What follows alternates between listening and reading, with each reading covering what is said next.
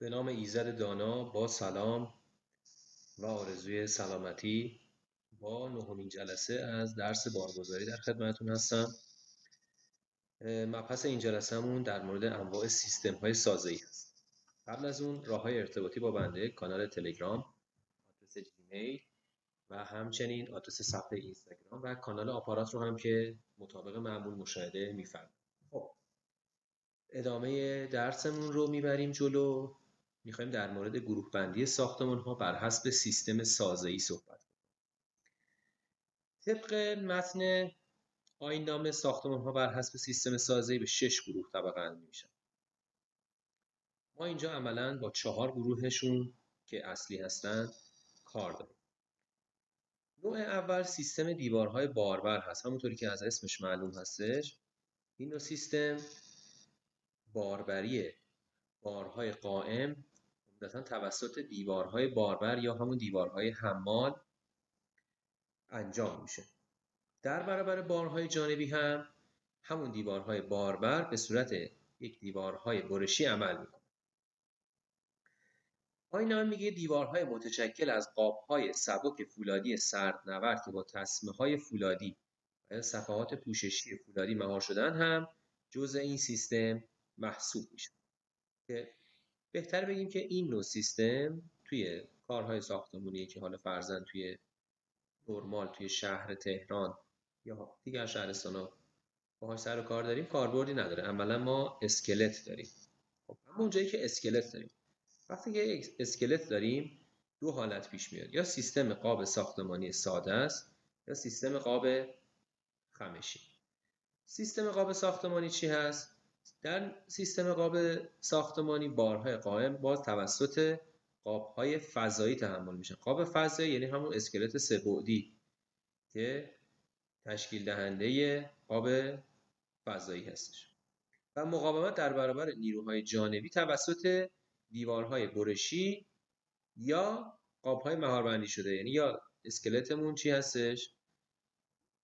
فرض شود که فولادی هست، اتصالاتش ساده هست و یا دیوار برشی داره و یا قابها مهاربندی شدن، یعنی بادبند قرار گرفته درش.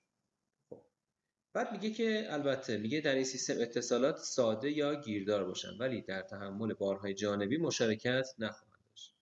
یعنی اگرم اتصالاتمون گیردار بود این نکته براتون ایجاد اشتباه نکنه. اون گیرداری اتصال تأثیری در باربری جانبی ساختمان نداره.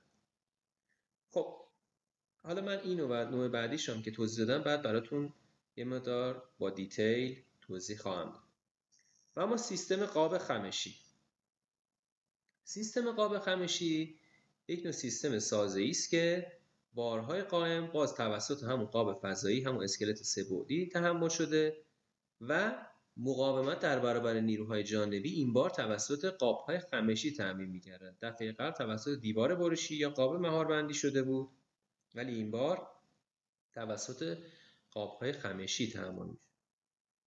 سازه‌هایی که قابهای خمشی کامل و یا سازه‌های با قاب خمشی در پیرامون و یا در قسمتی از پلان و قابهای با اتصالات ساده در سایر قسمت‌های پلان نیز در این گروه جای. حالا بیایم یه مقدار وارد جزئیات بشیم ببینیم که ما چطوری باید تشخیص بدیم. میریم سراغ یک مثال ساده. تصور بکنید که ما اینجا 3 تا تیکه چوب داریم که اینا قرار دادیم روی یک جایی، یعنی پایینشون هم به شکل مفصل هستش. خب حالا این قاب توسط یه دونه میخ این وسط تشکیل شد. الان این میخایی که اینجا هستن حکم چی رو دارن؟ حکم لولا. چطور؟ اگر ما اینجا یک بار جانبی داشته باشیم، نگاه بکنید این بار جانبی فرضاً به اندازه پی وارد بشه چه اتفاقی میفته؟ خب اینها حکم پین رو دارن، حکم لولا رو دارن. خب به چه شکلی تغییر شکل میده؟ از اینجا خم میشه چون پایینش هم لولا شده، میاد جلو، یک همچین شکلی پیدا. قبول دارید اینو؟ خب تو ساختمون هم همین هست. موقعی که ما اسکلت فولادی داریم، اتصالاتمون مفصل هست، یه همچین تغییر شکلی رو در برابر بارهای جانبی خوانده. حالا اینکه بگید که آقا چطور ما مفصل داریم، مگه ما جوش نمیدیم اینا، اون دیگه برمیگرده به دیتیل اجرایی اتصال که موضوع بحث ما نیستش.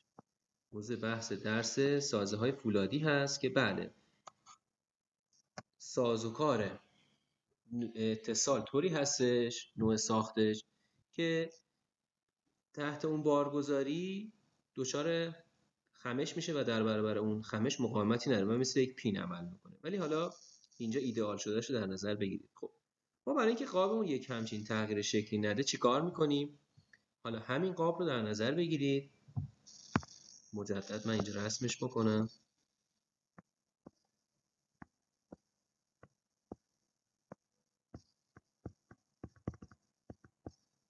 اینجا پین شده، اینجا پین شده، اینجا پین، اینجا پین. خب حالا میایم چی کار میکنیم؟ حالا میایم اینو مهار بندیش میکنیم.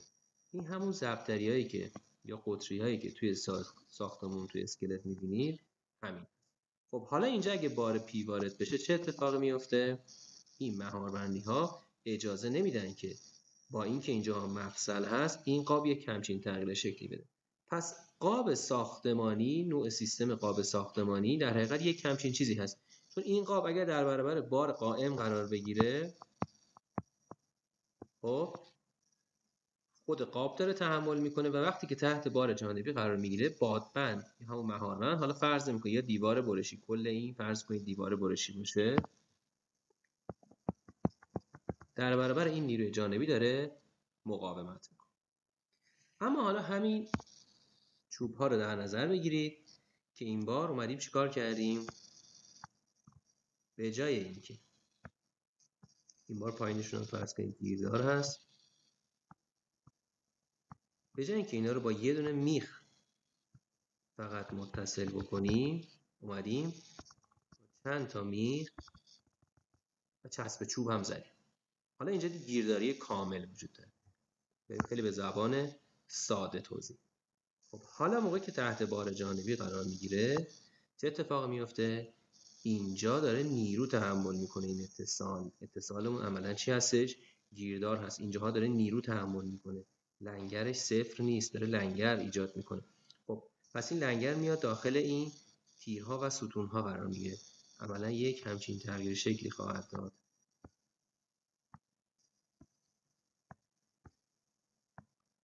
خب حالا ما چون اینجا فرضمون این هستش که اینجا صلب نیست، اینجا هم یک با حفظ زاویه 90 درجه یه تغییر شکلی اینجا میده. اینجاها 90 درجه باقی میمونه. ولی موقعی که ما کفمون بتون ریزی هست، در حالت واقعی کفمون صلبه، این صاف ادامه پیدا میکنه، یعنی به این شکل. و ستونها دچار خمش میشه. پس این میشه حالا قاب خمشی، قاب ساختمانی ساده با مهاربند. پس شکل بالایی میشه قاب ساختمانی، پایینمون میشه قاب به زبان ساده. خب حالا بیایم اینجا، بعد برمیگردیم یک مطلب دیگه هم خدمتتون عرض میکنم. یه نوع سیستم دیگه داریم تحت عنوان سیستم دوگانه یا ترکیبی. این چی هست؟ میگه که نوع سیستم سازه‌ای است که در آن بارهای قائم عمدتاً توسط قاب‌های ساختمانی تحمل می‌شوند. پس قاب ساختمانی وظیفه‌اش تحمل بارهای قائم هست، اما در برابر بارهای جانبی مجموعه‌ای از دیوارهای برشی یا قاب‌های مهاربندی شده، دقت بکنید، ببخشید، مجموعه‌ای از دیوارهای برشی یا قاب‌های مهاربندی شده به همراه با مجموعه از قاب‌های خمشی، یعنی جفتشون با هم دارن در برابر بارهای جانبی مقاومت میکنه. حالا سهم برشگیری هر کدومشون چقدر هست؟ چرا میگیم برشگیری؟ چون ما نیرویی که به عنوان بار زلزله در نظر میگیریم تحت عنوان برش پایه هست، یه نیروی در حقیقت برشی میشناسیمش، نیروی جانبی هستش. خب سهم برشگیریشون با توجه به سختی جانبی و اندرکنششون هستش. خب اما یه نکته وجود داره اینجا، میگه که قاب‌های خمشی خودشون باید به تنهایی مستقلاً 25% نیروهای جانبی رو در تراز پایه رو بعدا عرض میکنم چی هست، و دیوارهای برشی یا قاب‌های مهاربندی شده باید مستقلاً قادر به تحمل حداقل 50% نیروهای جانبی در تراز پایه باشن. این خیلی نکته مهمی هست، چون اگر این اتفاق نیفته عملاً ما نمیتونیم اینو یک سیستم دوگانه در نظر بگیریم. یعنی اگر قاب‌های خمشی مستقلاً قادر نباشن 25% نیروهای جانبی رو تحمل بکنن، اون موقع اون گیرداری در حقیقت اتصالات اینجا تأثیری نداره و عملاً همون یک نوع سیستم قاب ساختمانی رو داریم. یادتونه یه جایی میگفتش که اگر سیستم قاب ساختمانی یه جای اتصال گیردار باشن که در تحمل نیروی جانبی مشارکت نداشته باشن، باز همون چی هستش؟ قاب ساختمانی هست. گیرداری اینجا اهمیتی نداره. در ساختمان‌های کوتاه‌تر از 8 طبقه و یا با ارتفاع کمتر از 30 متر به جای توزیع بار به نسبت سختی عناصر باربر جانبی می‌توانیم چیکار بکنیم؟ دیوارهای برشی یا قاب‌های مهاربندی شده را برای 100% بار جانبی و مجموعه قاب‌های خمشی را برای 30% بار جانبی طراحی بکنیم. خب اگه ما این کار رو انجام بدیم، بیایم 100% بار جانبی رو بذاریم برای دیوار برشی و قاب‌های مهاربندی شده و 30% رو بذاریم برای قاب خمشی، اون موقع اون مشکل اینجا هم حل میشه. چرا؟ چون اگه برای 30% قاب خمشی رو طراحی بکنیم، عملاً 25% رو هم پوشش داده دیگه خیالمون راحت هستش که قاب خمشیمون به تنهایی قادر هستش که 25% نیروی جانبی رو تحمل بکنه. پس اون سیستم دوگانه نامیده میشه. یه نکته اینجا وجود داره، این هم هستش که دقت بکنید، ما در یک جهت، دوباره تکرار میکنم، ما در یک جهت هم قاب خمشی داریم و هم مهاربندی یا دیوار برشی. باز برای اینکه مطلب جا بیفته اینجا میایم یه پلان رسم میکنیم. فرض کنید که این یک پلان هست. خب عموما در کشور ما، حالا یا در تهران بگیم، زمین ها طوری تقسیم شدن از نظر شهری شمالی جنوبی هستن. ما البته زمین های شرقی غربی هم بسیار داریم، اما حالا فرض می‌کنیم که این شمالی جنوبی. زمین شمالی جنوبی چطور هست؟ یعنی اینجا گذره، اول شما وارد حیاط میشید، بعد وارد ساختمان میشید. ملکی که جنوبی هست برعکس اینه دیگه، این قسمت پایین قراره، اول وارد ساختمان میشید، بعد حیاط در قسمت جنوبی قراره. خب ما اینجاها چی داریم؟ همسایه هستش. خب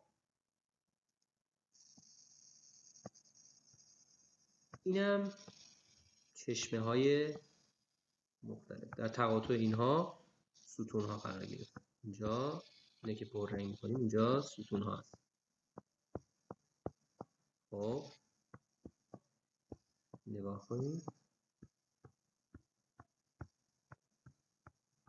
خب ببینید بچه‌ها، ما برای ساختمونمون دو جهت اصلی قائل شدیم، یک جهت X و یک جهت Y. ساختمون برای هر دو جهت سیستمش تعریف بشه و بارگذاری زلزله روی اون انجام بشه. در جهت Y که ما همسایه داریم، خب میتونیم اتصالات در جهت Y، این قرمزا چی باشن؟ اتصالات ساده باشن. درسته؟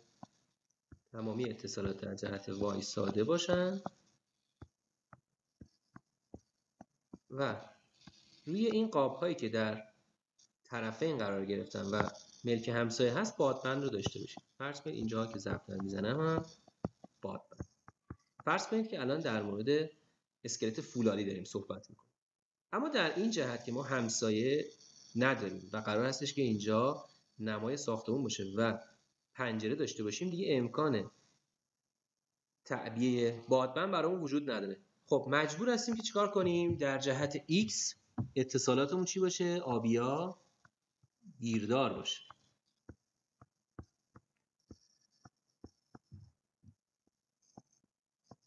اسکلتی که اتصالاتش ساده باشه در مقایسه با اسکلتی که اتصالاتش گیردار باشه، یعنی قاب خمیشی باشه، سبکتر هستش. پس تو هزینه ها برای ما تأثیر داره. خب پس ببین الان یه ساختمان فولادی داریم که در جهت Y اتصالاتش گیردار هست، در جهت Y اتصالات ساده هست و بادبند داریم، ولی در جهت X اتصالاتمون گیردار هست. پس آبیا میشن گیردار و اشتباه شد، قرمز میشه ساده یا مفصل. خب ما به همچین سیستمی نمیگیم دوگانه. حواستون باشه این دوگانه نیست. در جهت X یک نوع سیستم داریم، در جهت Y یک سیستم دیگه. این منافاتی نداره. به سیستمی میگیم سیستم دوگانه که در یک جهت هم اتصالاتمون گیردار باشه و هم دیوار برشی یا بادبند داشته باشیم. دقت بکن.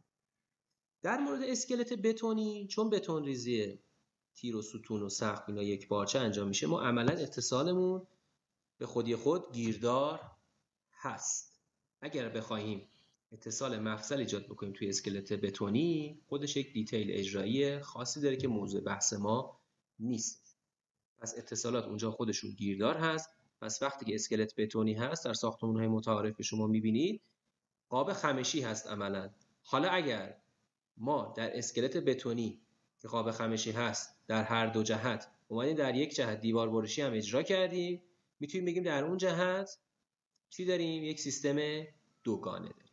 یا فرقی نمیکنه اگه اسکلت اون فولادی بود، قاب خمشی داشتیم، بعد اومدیم مهاربند هم ایجاد کردیم یا دیوار برشی هم ایجاد کردیم، میگیم سیستممون دوگانه است. البته به شرطی که اون قاعده‌ای که خدمتتون عرض کردم که قاب خمشی بتونه به تنهایی 25% بار جانبی رو تحمل بکنه رعایت شده باشه. خب این از این چند تا سیستم باربر جانبی اصلی که خدمتتون عرض کردم. در مورد یه تبصره 2 هم اینجا داره، میگه که البته من اینو عرض کردم خدمتتون دیگه، میگه در مواردی که قاب‌های خمیشی الزام بند پ همین قبلی رو همون 25% اقناع نکنه، سیستم دوگانه جزء سیستم قاب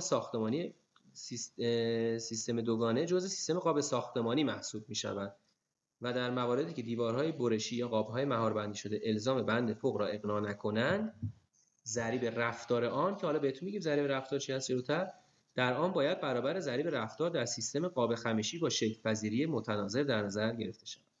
خب این سه نوع سیستم اصلی بود که داریم.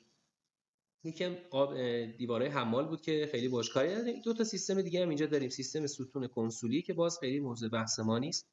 یه نوع سیستم سازه‌ای است که در آن نیروی جانبی توسط ستون‌ها به صورت کنسولی تحمل می‌شوند و سایر سیستم‌های سازه‌ای که میگه در این آیین‌نامه استفاده از سیستم‌های سازه‌ای غیر از آنچه در بالا عنوان شده به شرطی مجاز است که ویژگی‌های آنها در ارتباط با بارهای قائم و زلزله توسط یکی از آیین‌نامه‌های معتبر جهانی به تایید کمیته اجرایی این آیین‌نامه رسیده باشد.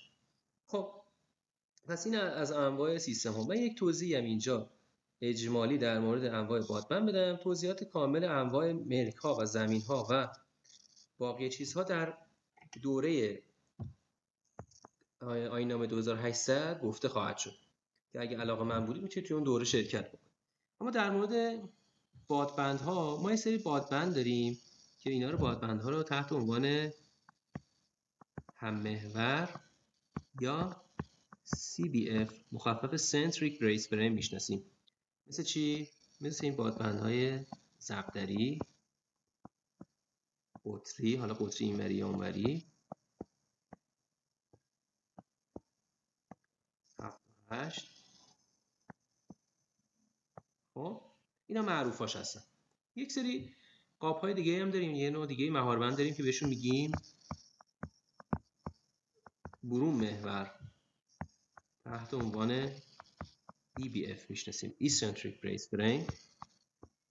توی اینجا بادبندها با هم محور نیستن و یک فاصله‌ای با هم دارن که حالا این فاصله خودش توضیح داره، بهش میگیم تیر پیوند و بحث تخصصی خودش رو داره. به این شکل